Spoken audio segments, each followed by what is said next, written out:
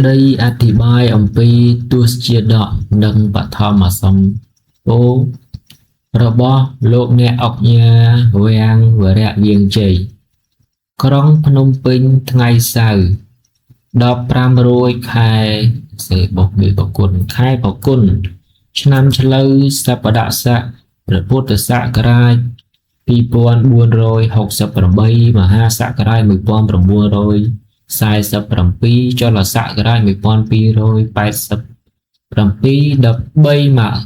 1926រឿងទស្សជាតិដកនិងបឋមសម្ពោធិក្រុងកម្ពុជាធិបតីមានគំនូរពណ៌ពីរអ្នកអុកញ៉ា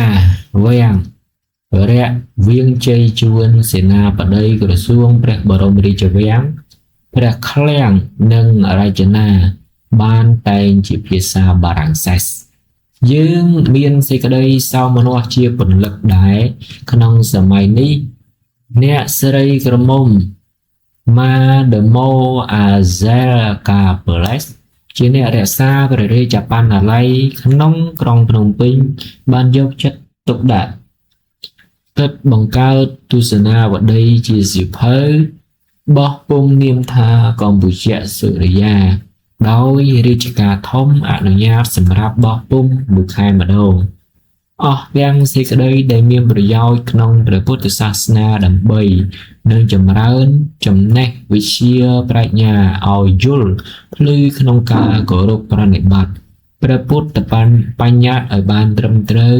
ជាផ្លូវអាចនាំអ្នកទាំងឡាយដែលប្រព្រឹត្តបរិសុទ្ធឲ្យបានសម្រេចដោយសេចក្តីប្រាថ្នាក្នុងនាលោកនេះនិងទៅបរលោកខាងនាយយើងបានតែងរឿងនោះស្រេចក្នុងព្រះពុទ្ធសករាជ2458ឆ្នាំថោះសប្បដស័កត្រូវនឹងគ្រិស្តសករាជ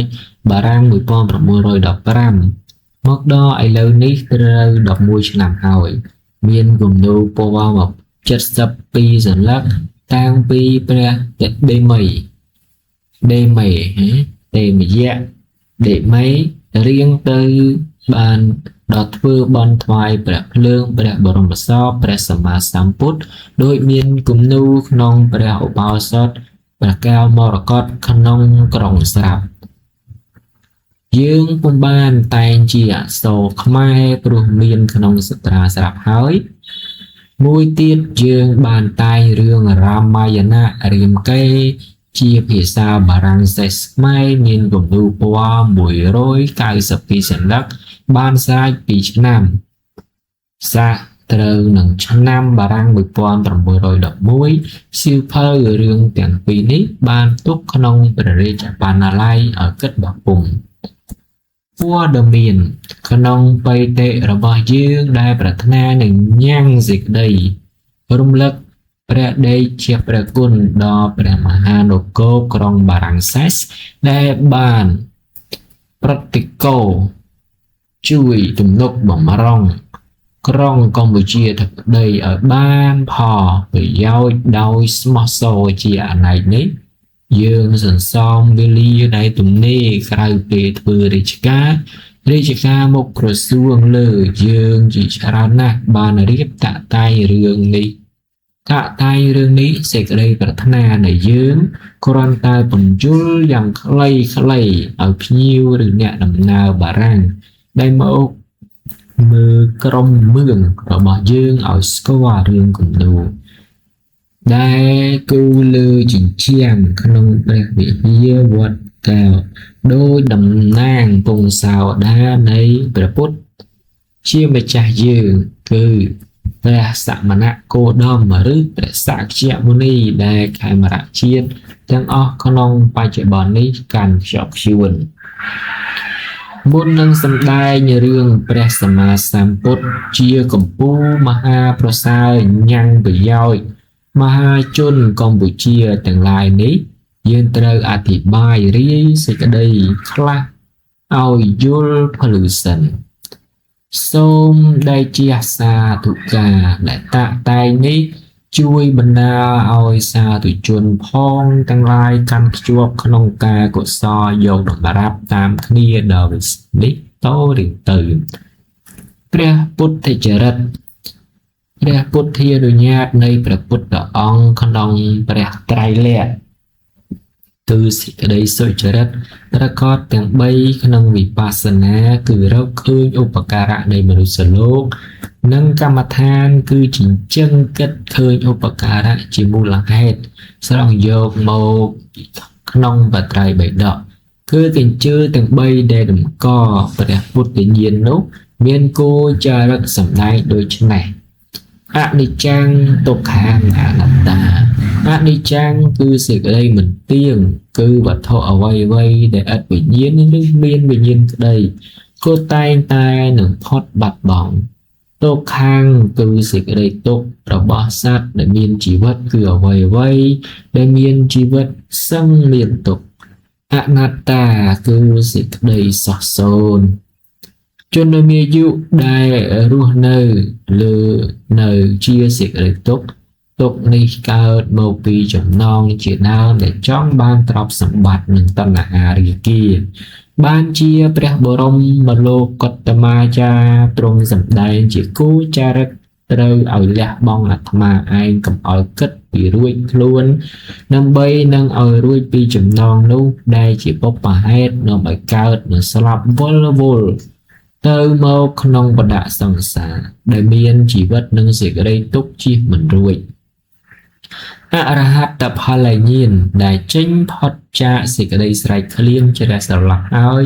តោងយកព្រះនិព្វានជាស្ថានបរមសុខអស្ចារ្យចម្លែក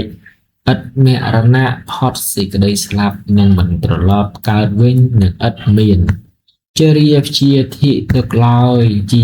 មរណៈជាមហាស្ថានដែលព្រះបរមលោកនាថទ្រង់ព្រះប្រាថ្នានឹងនាំនៅជានានុជនឧបាសកឧបាសិកាទាំងពួងដែលកាន់សេចក្តីសុចរិតបានសាងកុសលត្រឹមត្រូវតាមព្រះពុទ្ធបញ្ញត្តិលោកផុតជនមានអាយុទៅឲ្យបានទៅកាន់ឯកស្ថានព្រះនិព្វានបរមសុខក្នុងជាតិជាទីបង្អស់បំផុតនោះគម្ពីរបត្រៃបិដកព្រះពុទ្ធសាសនាដែលជាតិកម្ពុជាឬខេមរៈគឺខ្មែរកាន់រៀងមកដល់បច្ចុប្បន្ននេះគឺព្រះពុទ្ធព្រះនាមជាព្រះសមណគោតមឬព្រះសក្យមុនីដែលចូលបរិនិព្វានតាំងពីព្រះពុទ្ធសករាជ1ឆ្នាំរៀងមកដល់ឆ្នាំថោះសប្បដស័កមហាសករាជ1837ចលសករាជ1277ត្រូវនឹងគ្រិស្តសករាជបារាំង1915ក្នុងរាជព្រះករុណាព្រះបាទសម្ដេចព្រះស៊ីសុវត្ថិចោមចក្រកំពុងព្រះចៅក្រុងកម្ពុជាធិបតីជាម្ចាស់ជីវិតលើត្បូងនិងក្នុងបុណ្យលោក Le Résident Supérieur François Baudouin ជាតំណាងប្រតិគោក្រុងបារាំងសេសក្នុងក្រុងកម្ពុជាធិបតីដែលយើងបានតែងរឿងនេះស្រេចហើយនោះបានព្រះពុទ្ធសករាជ2458ឆ្នាំហើយបើរាប់មកដល់ឆ្នាំឆ្លូវសប្បដស័កទៅដល់នឹងឆ្នាំបារាំង1926នេះត្រូវ2468ឆ្នាំជាព្រះពុទ្ធសករាជច្បាប់បន្ទាត់ផ្សព្វគ្រប់ពីព្រះពុទ្ធសាសនាដ៏វិសេស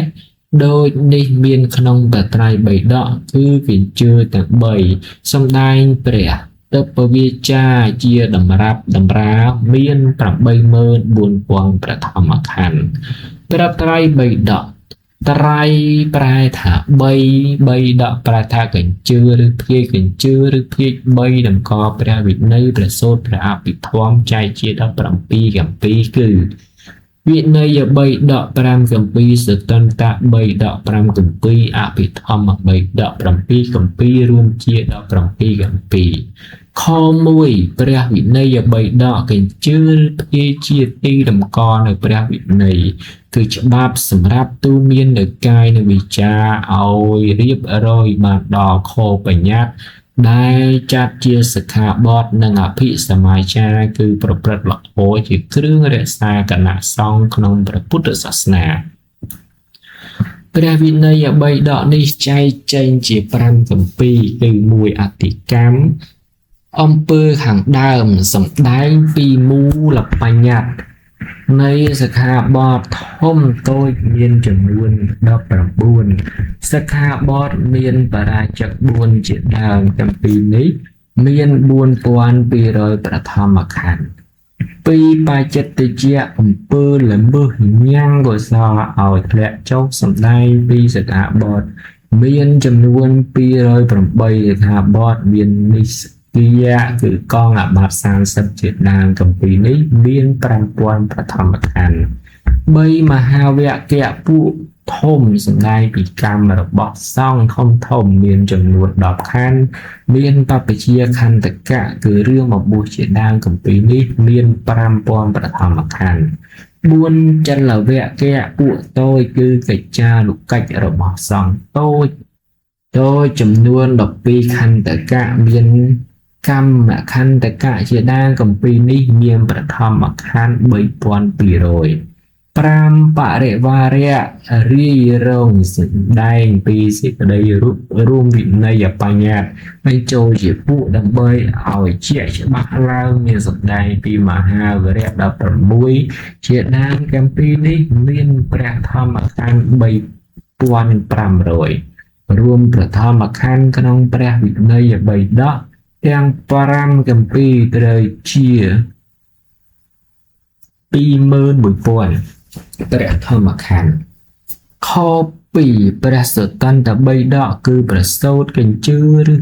ភាជជាទីតម្កល់នៅព្រះសូត្រសម្រាប់ប្រតិបត្តិរបស់ពុទ្ធបរិស័ទដោយសង្ខេបខ្លះពឹស្ដាខ្លះព្រះសតន្តបិដកនេះចែកជា5គម្ពីរគឺ1ទីឃនិកាយប្រជុំនៃសូត្រវែងសម្ដែងពីព្រះសូត្រមានសេចក្តីពិស្ដារចំនួន34សូត្រមានព្រហ្មជាលកៈព្រហ្មជាលសូត្រជាដើមគម្ពីរនេះមានព្រះធម្មខណ្ឌ3000ពីមជ្ឈមនិកាយប្រជុំនៃសូត្រយ៉ាងកណ្ដាលសម្ដែងពីព្រះសូត្រមានសេចក្តីមិនវែងមិនខ្លីយ៉ាងកណ្ដាលមានចំនួន152សូត្រមានមូលបរិយាយសូត្រជាដើមគម្ពីរនេះមានព្រះធម្មខណ្ឌ3000 3សង្យុត្តនិកាយប្រជុំនៃសូត្រដែលរួមសម្ដែងពីព្រះសូត្រដែលភ្ជាប់ដោយប្រភេទនៃបុគ្គលនិងធម៌មានចំនួន2726សូត្រមានអោខតរណសូត្រជាដើមគម្ពីរនេះមានព្រះធម្មខណ្ឌ4000 4អង្គុត្តរនិកាយប្រជុំនៃធម៌មានអង្គកៃលេសម្ដែងពីធម៌ជាពួកតាំងពីធម៌មានពួក1ដរាបដល់ធម៌មាន11មានចំនួន4557សូត្រមានចិត្តបរិយាយទានសូត្រជាដើមទាំងពីរនេះមានប្រធមខណ្ឌ5000 5ខត្តកនិកាយប្រជុំនៃធម៌តូចសម្ដែងរូបរាងពីប្រភេទធម៌តូចមានចំនួន15គម្ពីរឈ្មោះខត្តកបាតនិងធម្មបទខត្តកបាតនិងធម្មបទជាដើមគម្ពីរនេះមានធម្មខណ្ឌ6000រួមប្រធមខណ្ឌក្នុងព្រះសតន្តបិដកទាំង5គម្ពីរត្រូវ21000ប្រធមខណ្ឌខ3ព្រះអភិធម្មបិដកកញ្ជើភាជាទីតម្កល់នៅព្រះអភិធម្មគឺធម៌អត្តដ៏ជ្រាលជ្រៅបានដល់ចិត្តចេតសិករូបនិងនិព្វានព្រះអភិធម្មបិដកនេះចែកចេញជា7គម្ពីរគឺ1ធម្មសង្កន័យកិរិយាពូរួបរួមនៅធម៌សម្ដែងពីធម៌ដែលរួបរួមបញ្ចូលគ្នាជា4កាន់មានចិត្តបាទៈកាន់ជាដើមគម្ពីរនេះមានព្រះធម្មខណ្ឌ2300ពីវិភាំងកិរិយាចែក សំដែងពីចំណែកនៅធម៌18កងមានខណ្ឌ5និងអាយតនៈ12អាយតនៈ12ជាដានគម្ពីរនេះមានព្រះធម្មខណ្ឌ6500 3ធាតុកថាកិរិយាពួរនៃធាតុសម្ដែងបរមត្ថធម៌ដែលសង្គ្រោះរួបរួមជាមួយគ្នាបាននិងសង្គ្រោះរួបរួមជាមួយគ្នាមិនបានជាដើមគម្ពីរនេះមានព្រះធម្មខណ្ឌ7000 4បុគ្គលបញ្ញត្តិ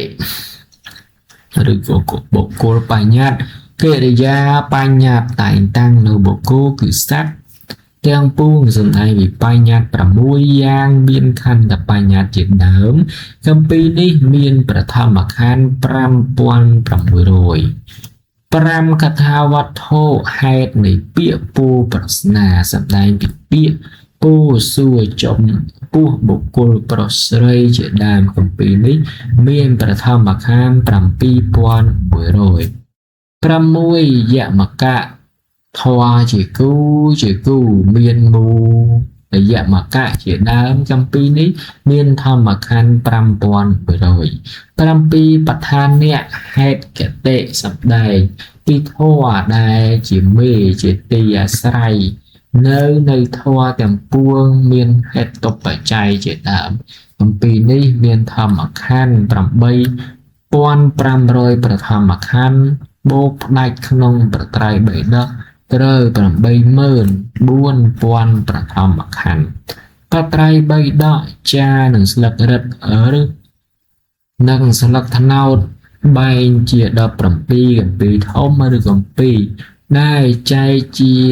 ទៅជាគម្ពីរបន្តគ្នាគឺគម្ពីរអដ្ឋកថាដីកាអនុដីកានិងកន្ធេដែលជាគម្ពីរអធិប្បាយសេចក្តីពីគម្ពីរធំឲ្យងាយស្ដាប់ងាយចូលចិត្តប្រមាណជា873គម្ពីរបើកើតជាខ្សែប្រមាណជា8730ខ្សែក្នុងមួយខ្សែមាន24សន្លឹកក្នុងគម្ពីរទាំងអស់នេះចាជាភាសាមគ្គធៈគឺភាសាអ្នកស្រុកមគ្គធៈភាសាបាលីគឺជាភាសាមានរបៀបអំពីព្រះពុទ្ធវចនៈគឺពាក្យរបស់ព្រះពុទ្ធដែលទ្រង់ត្រាស់ទេសនាប្រោសសត្វអស់45ឆ្នាំក្នុងរវាងដែលទ្រង់បានប្រកបដោយព្រះសម្មាសម្ពុទ្ធញ្ញាណព្រះពុទ្ធវចនៈទាំងអស់នេះកាលព្រះបរមគ្រូគង់ធរមាននៅឡើយព្រះមហាសាវកទាំងឡាយ80មានអគ្គសាវកទាំងពីរគឺព្រះសារីបុត្រនិងមុគលានជាដើមនិងសាវកដទៃបានស្ដាប់បានរៀនទន្ទ្រានអំពីសំណាក់ព្រះបរមគ្រូបានចាំមាត់ទទេមិនបានសរសេរឬចាដាក់ក្នុងស្លឹករឹតឡើយព្រោះលោកទាំងនោះមានយានទឹកវិសេសណាស់អាចទ្រង់ចាំទុកបានក្នុងព្រះត្រៃបិដកមានគម្ពីរមហាវង្សសម្ដែងថាក្រោយព្រះពុទ្ធអង្គបរិនិព្វានដែលសាងព្រះពុទ្ធសករាជបាន4ខែនោះព្រះសង្ឃបានប្រជុំគ្នា500ព្រះអង្គធ្វើសង្គាយនាគឺបឋមសង្គាយនាទី1នៅថ្ងៃ100ខែស្រាបឆ្នាំអសាញ់មុនគ្រិស្តសករាជបារាំង543ឆ្នាំក្នុងរាជ្យព្រះបាទអាជាតុសត្រូវព្រះចៅក្រុងរាជក្រឹសព្រះមហាកស្សបៈថេរជាអ្នកសួរព្រះឧបលិថេរជាអ្នកឆ្លើយនៅព្រះវិន័យនិងអនន្តថេរជាព្រះអនុជជីដូនមួយនឹងព្រះសម្មាសម្ពុទ្ធហើយជាពពុសូតជាអ្នកប្រាជ្ញអធិប្បាយនៅព្រះសូត្រនិងព្រះអភិធម្មដែលគង់ប្រជជននៅក្រោយព្រះពុទ្ធអង្គបានប្រជុំអរហន្ត500អង្គទេសនាសង្គាយនាបត្រៃបិដក7ខែចប់ទុតិយសង្គាយនាទី2ព្រះពុទ្ធសករាជ100ត្រូវនឹង443ឆ្នាំមុនគ្រិស្តសករាជបារាំងព្រះក្នុងរាជព្រះបាទកាឡាមសោកព្រះចៅក្រុងវេសាល័យឬបៃសាល័យព្រះអរហន្តទាំងឡាយមានព្រះ យុសកាកាន់លពុទ្ធថេនិងប្រស័ព្ទពកាមិថេជាដើមបានរៀបធ្វើទុតិយសង្គាយនានិមន្តអរហន្ត700អង្គមកទេសនាប្រត្រៃបិដក8ខែចប់តតិយសង្គាយនាទី3ព្រះពុទ្ធសករាជ235គឺ308ឆ្នាំមុនគ្រិស្តសករាជក្នុងរាជព្រះបាទធម្មាសោកព្រះចៅក្រុងបាតលិបុត្រព្រះអរហន្តទាំងឡាយ1000អង្គមានព្រះមោគលិបុត្រថទេសថេនិងព្រះមជ្ឈហុនតិកថេជាដើមបានប្រជុំបានរៀបធ្វើតតិយសង្គាយនាបត្រៃបិដកជាគម្រប់3ស្រេចក្នុងវត្តអសោការាម9ខែចប់ចតថសង្គាយនាទី4ព្រះពុទ្ធសករាជ238ថ្ងៃ15កើតខែកដឹក305មុនគ្រិស្តសករាជបារាំងក្នុងរាជព្រះបាទទេវានំបយនិស័កព្រះចៅក្រុងលង្កាព្រះមហាមហន្តថេនិងព្រះមហាអរហន្តថេបានប្រជុំធ្វើតតិយសង្គាយនាមានអរហន្ត60000អង្គក្នុងវត្តធោបារាមមួយឆ្នាំទើបចប់បត្រៃបិដកព្រះពុទ្ធសករាជ376គឺ367ឆ្នាំមុនគ្រិស្តសករាជបារាំងក្នុងរាជព្រះបាទទុដ្ឋគៀមមេនីអភ័យព្រះចៅក្រុងអនុរាជបុរីបានសាងព្រះវិហារមួយធំមហិមាមានប្រាសាទ9ហើយបានធ្វើបុណ្យធំឆ្លងព្រះវិហារនេះឲ្យបានដាក់ទានឲ្យអរហន្តជាច្រើនអង្គបញ្ចមសង្គាយនាទី5ព្រះពុទ្ធសករាជ433គឺ110ឆ្នាំមុនគ្រិស្តសករាជបារាំងព្រះបាទវជ្ជគាមនៃអភ័យក្រុងលង្កាប្រជុំធ្វើបញ្ចមសង្គាយនាព្រះអរហន្ត1000អង្គឲ្យប្រែបត្រៃបិដកជាភាសាសិង្ហុនសីហលភាសាហើយចានឹងស្លឹករឹត1ឆ្នាំបានស្រេចរួចឲ្យទេសនាបាន12ឆ្នាំដល់ទ្រង់ព្រះតិវង្គតក្នុងរវាងព្រះពុទ្ធសករាជ956 413ឆ្នាំមុនគ្រិស្តសករាជបារាំងក្នុងរាជមហានាមៈព្រះចៅក្រុងលង្កាមាននគរព្រាហ្មណ៍មួយរូបកើតក្នុងកណ្ដាលចម្ពោះទ្វីបចិត្តដើមពោធិព្រឹក្សដែលព្រះសមណគោតមបានត្រាស់ជាកណ្ដាលពីនគរពារាណសីទៅនគរសាវត្ថីនិងនគររាជក្រឹត្យនគរព្រាហ្មណ៍នោះប្រកបដោយតម្រេះប្រាជ្ញាខ្ពស់បានរៀនសិលសាស្ត្រព្រះត្រៃបិដកដោយព្រះពុទ្ធអង្គវីរតថេជាគ្រូបានដាក់នាមព្រាហ្មណ៍នោះជាព្រះពុទ្ធឃោសាចារ្យគឺមានសម្លេងពិរោះដោយព្រះសម្មាសម្ពុទ្ធហើយចាត់ប្រើឲ្យនិមន្តទៅចម្លងគម្ពីរបត្រៃបិដកក្នុងក្រុងលង្កាសេចក្តីចម្លងនោះបានចារនិងសត្រាស្លឹករឹតជាភាសាមេគធៈនិងឬបាលីបានរក្សាទុករៀងមកដល់បច្ចុប្បន្នយើងនេះអ្នកប្រាជ្ញព្រះពុទ្ធឃោសាបានប្រែជាភាសាខេមរៈរបស់បានប្រែជាភាសាខេមរៈភាសារបស់យើងសពថ្ងៃនេះមានតាំងពីក្នុងជាន់អ្នកប្រាជ្ញនោះគិតមកដល់ឆ្នាំថោះសប្តាហ៍ស័កត្រូវនឹងគ្រិស្តសករាជឆ្នាំ1915បាន1502ឆ្នាំហើយ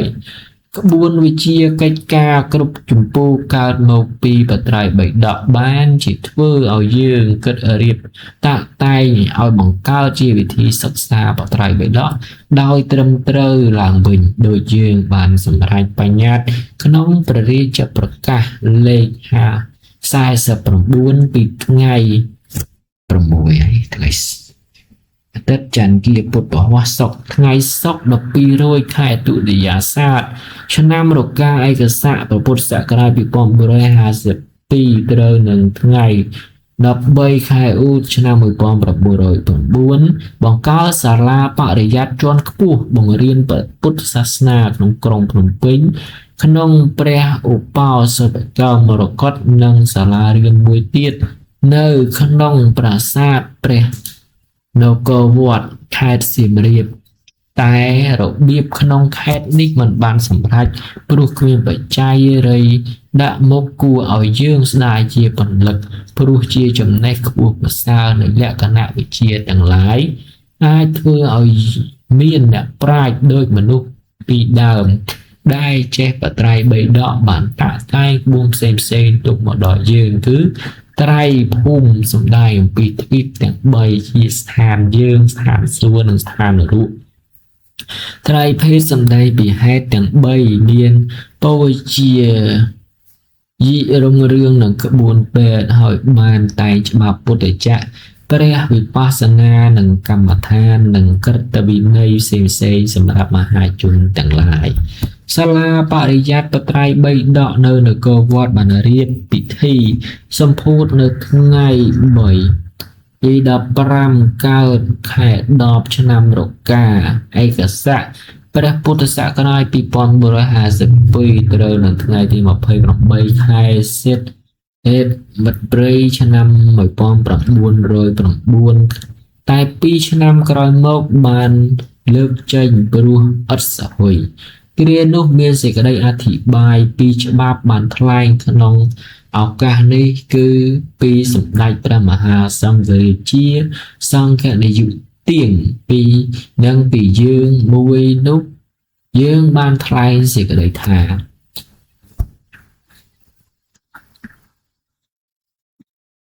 សូមទ្រង់ព្រះមេត្តាប្រោសព្រះករុណាព្រះបាទសម្ដេចព្រះស៊ីសុវត្ថិចោមចក្រកំពុងព្រះចៅក្រុងកម្ពុជាធិបតីជាអម្ចាស់ជីវិតលើត្បូងសូមជម្រាបលោកលើកូវេរណឺហ្សេនេរ៉ាក្លោងបុយកូស្គីលោកលើរេស៊ីដុងសូបេវិរិយាលុសមុននឹងបើកសាលាបរិយាត្តិព្រះបាលីនេះដែលទើបបង្កើតនៅអង្គរនេះទូលព្រះបង្គំជាខ្ញុំសូមក្រាបថ្វាយបង្គំទូលថ្វាយនិងសូមជូនសេចក្តីគោរពដោយប្រណិប័តពីអ្នករាជការដែលបានមកជួបជុំនៅទីនេះជាតំណាងក្រុមសង្ឃក្រុមព្រះរាជវង្សានុវង្សនិងរាជការដែលទូលព្រះបង្គំជាខ្ញុំជាដើមខ្សែនិងបណ្ដារាជហើយសូមក្រាបបង្គំថ្វាយនៅសូមជូននូវសេចក្តីប្រកាសជាថ្មីដោយសុចរិតស្មោះសរពីយើងគ្រប់គ្នាត្បិតមានបញ្ញត្តិមួយរាជការអស់មហាជនចូលចិត្តស្រួលណាស់ហើយជាសំខាន់ទីបំផុតដែលទើបបានសម្រេចក្នុងផែនដីដ៏វិសេសរបស់ព្រះករុណាត្រូវនៅថ្ងៃ13ឧសជាន់ក្រោយបង្កើតសាលាបរិយាត្តិជាន់ខ្ពស់នៃព្រះពុទ្ធសាសនាមួយនៅក្នុងក្រុងភ្នំពេញនិងមួយនៅក្រុមមឿងចាស់ខ្មែរនៅអង្គរហើយតាក់តែងរបៀបសិក្សានេះនឹងឲ្យអ្នករៀនប្រឡងដោយត្រឹមត្រូវសេចក្តីសិក្សាដែលរកក្រណាស់ហើយអ្នកបួសនិងឧបាសកពុទ្ធសាសនាខេមរៈដែលកាន់ខ្ជាប់ប្រាថ្នារៀនឲ្យចេះបត្រៃបិដកជាក្បួនព្រះសាសនាដែលព្រះពុទ្ធជាអម្ចាស់ទ្រង់សាងនេះជាបំពេញក្នុងក្រុងភ្នំពេញការដែលបង្រៀនក្នុងវត្តធំក្នុងក្រុងមឿងតែមិនបានរៀបច្បាប់ហើយគិតបន្តមិនដែរជូនឲ្យ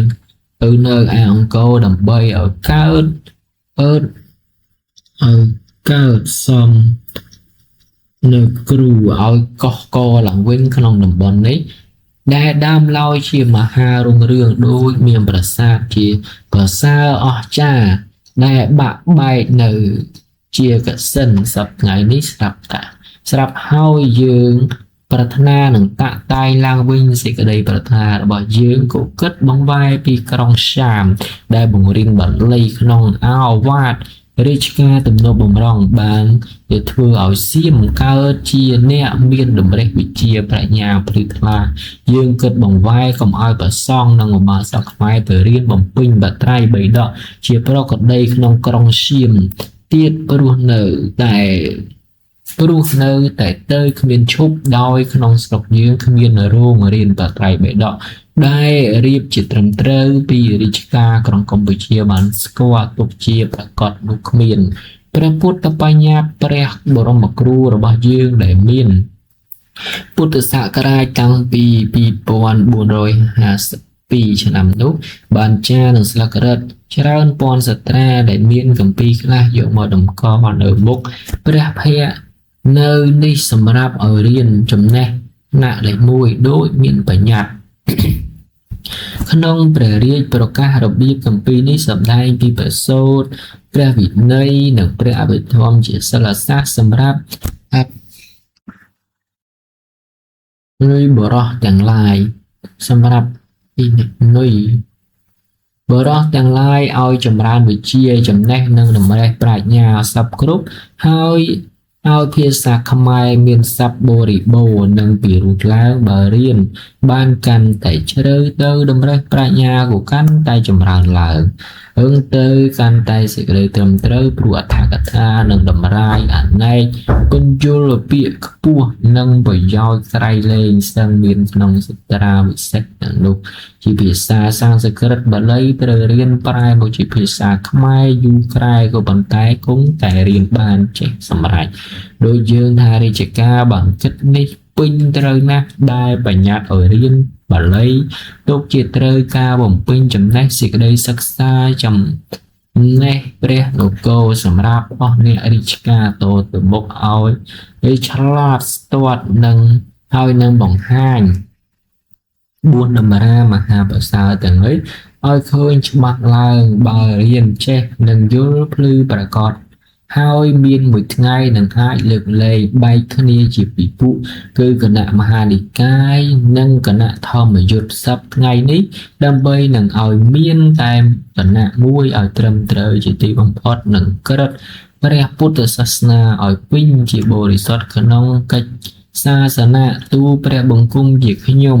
តំណាងរាជការនៃព្រះនគរដែលប្រកាសរណាទ្រង់ជាអធិបតីជាមួយនឹងលោកលើកូវេន័រយេណេរ៉ានិងលោកលើរេស៊ីដង់ស៊ូប៉េរីយ៉ាទូទឹកព្រះបង្គំជាខ្ញុំសូមឲ្យទទួលសេចក្តីដែលយើងខ្ញុំសោមនស្សដោយរូបរាន់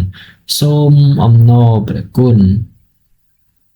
ព្រះដេចគុណដោយគោរពនិងសុចរិតជាទីបំផុតដែលបានទ្រង់មេត្តាប្រោសអស់ស្ដេចយាងមកនឹងអស់លោកបានអញ្ជើញមកលើកមុនជាកិត្តិយសពិធីបុណ្យនេះដែលខ្មែរទាំងអស់រាប់អានទុកជាមានតម្លៃធំណាស់និងក៏ឆ្លាក់ទុកក្នុងរបាក្សត្រក្រុងកម្ពុជាធិបតីតទៅសូមដេជាដែលប្រកាសរណាទ្រង់ព្រះមេត្តាប្រោសឲ្យឃើញជាបន្តក្នុងសម័យនេះនិងកុសលសាទានដែលបានរៀបរាប់តាក់តែងអំពីពិធីបុណ្យក្នុងឱកាសនេះបណ្ដាឲ្យការប្រយោជន៍ខ្ពស់នេះបានសម្រេចដោយសេចក្តីប្រាថ្នាជាមហាប្រសើរតទៅអនាគតព្រះរាជាធិបាយនៃសម្ដេចព្រះមហាសង្ឃរាជាសង្ឃនាយុបានថ្លែងដូចមានខាងក្រោមនេះសូមថ្វាយព្រះពរសូមចម្រើនពរដល់លោកលើគូវេន័រសេនេរ៉ាលោកលើរេស៊ីដង់ស៊ូប៉េរីយ៉ាព្រះជន្មអាត្មាភាពចាស់ជរាដល់86ឆ្នាំហើយធ្វើឲ្យអាត្មាភាពស្ដាយខ្លាំងហើយបំបានមកនឹងខ្លួនសូមចម្រើនថ្វាយព្រះពរដល់ព្រះអង្គប្រករុណានឹងលោកលើគូវេន័រសេនេរ៉ានិងលោកលើរេស៊ីដង់ស៊ូប៉េរីយ៉ាក្នុងក្រមមឿងខ្មែរបុរាណនេះអាត្មាភាពស្របតាមសេចក្តីដែលប្រាថ្នាជាទីបំផុតនេះមិនបានគោអាត្មាភាពបានចាត់រាជាគណៈមកតំណាងអាត្មាភាពនៅទីនេះហើយឲ្យមកនិមន្តអស់ភិក្ខុសង្ឃក្នុងដែនបាត់ដំបងឲ្យមកជួបជុំជួយធីសម្ពោធសាលាបរិយ័តជាន់ខ្ពស់របស់ព្រះពុទ្ធសាសនានិងបនសង្គាយនាធំដែលប្រកាសរណាទ្រង់ព្រះមេត្តាប្រោសតាក់តែងក្នុងប្រាសាទបុរាណទាំងនេះជាបន្តឲ្យឃើញថ្វីដៃនិងសេចក្តីកើងរុងរឿងរបស់ជាតិខេមរៈពីបុរាណ អាត្មាភាពនឹងរាជាគណៈសង្ឃថ្វាយព្រះពរអំណរព្រះដេចគុណព្រះករុណានិងរាជការប្រតិគោបារាំងសេះស្ដែមេត្តាជួយឧបត្ថម្ភក្រុងកម្ពុជាធិបតីដែលបានធ្វើឧបការៈឲ្យកើតពន្លឺដល់បណ្ដារាស្ត្រដោយសិក្សាព្រះបាលីព្រះត្រៃបិដកមានក្បួនព្រះពុទ្ធគោដមជាអម្ចាស់ដ៏ទ្រង់ទៅពញាណប្រាថ្នាឲ្យចម្រើនសតិបញ្ញាជាប្រយោជន៍ក្នុងលោកីនិងទៅបរលោកក្នុងរាជព្រះបាទសម្ដេចព្រះហរិរៈរាមាអិសរាធិបតីព្រះបរមកោដ្ឋជាសម្ដេចព្រះវររាជបិតាទ្រង់ទស្សពិតរាជធម៌បានទ្រង់ព្រះមេត្តាប្រោសរាប់អានអ្នកប្រាជ្ញរាជបណ្ឌិតជាទីបំផុតព្រះមហាក្សត្រាធិរាជព្រះអង្គនេះទ្រង់បានទ្រង់ចេះក្បួនព្រះពុទ្ធសាសនាពលិកដោយទ្រង់ប្រាថ្នាឲ្យកាន់ព្រះពុទ្ធសាសនាឲ្យត្រឹមត្រូវជានិច្ចតាមក្រឹតវិន័យពីអ្នកអាចារ្យបុរាណនោះបានទ្រង់ព្រះមេត្តាប្រោសតាំងអ្នកប្រាជ្ញមួយក្រុមឲ្យប្រែនិងបង្រៀនសំស្ក្រឹតតាមក្បួនព្រះពុទ្ធហើយបានទ្រង់តាំងក្រុមជំនុំមួយក្រុមឲ្យពិនិត្យដេញប្រយោគអ្នករៀនសំស្ក្រឹតឲ្យរៀបតែងធម្មស័ព្ទគឺសពបច្ចនៈនិងច្បាប់សម្រាប់ព្រះនគរដែលគិតបំពេញចំណេះសតិអ្នកនគរដូច្នេះជាត្រឹមត្រូវនឹងព្រះពុទ្ធបញ្ញត្តិណាព្រះករុណាព្រះបាទព្រះនរោត្តមព្រះចៅក្រុងកម្ពុជាធិបតីព្រះសុវណ្ណកោដ្ឋក៏បានទ្រង់មានព្រះរាជហឫទ័យទុកដាក់នឹងព្រះពុទ្ធសាសនាតែពុំបានទ្រង់ធ្វើតាមត្រូវការឲ្យរៀបសាលាបាលីបណ្ដារាស្ត្ររបស់ព្រះអង្គទាំងប្រសង់ឧបាសកในการខ្ជាប់ក្នុងព្រះពុទ្ធសាសនាក៏បានរៀនតត្រៃបិដកខ្លះក្នុងក្រុងភ្នំពេញខ្លះក៏នៅរៀននៅក្រុងបាងកកនគរសៀមដែលសេចក្តីបង្រៀននេះបានរៀបត្រឹមត្រូវហើយមានរោងរៀនបរិបូរណ៍ទៅដោយត្រាបាលីមានជាច្រើនសម័យនេះព្រះករុណាទ្រង់ប្រកបដោយព្រះរាជកិរិយាមហាប្រសើរហើយជឿជាក់គ្រប់ប្រការក្នុងព្រះពុទ្ធសាសនារកមហាក្សត្រឯណាមកព្រៀបផ្ទឹមពុំបានពីសេចក្តីសប្បុរសនិងព្រះរាជហឫទ័យទ្រង់ព្រះមហាករុណាដោយសពព្រះហឫទ័យទ្រង់ឧបត្ថម្ភទំនុកបម្រុងព្រះសាសនានិងទ្រង់ព្រះមេត្តាប្រោសរាប់អានអ្នកចេះដឹងក៏បានប្រារព្ធព្រមទាំងកុងសីសេនាបតីហើយបានទ្រង់ព្រះបញ្ជាដោយព្រះរាជប្រកាសចុះថ្ងៃ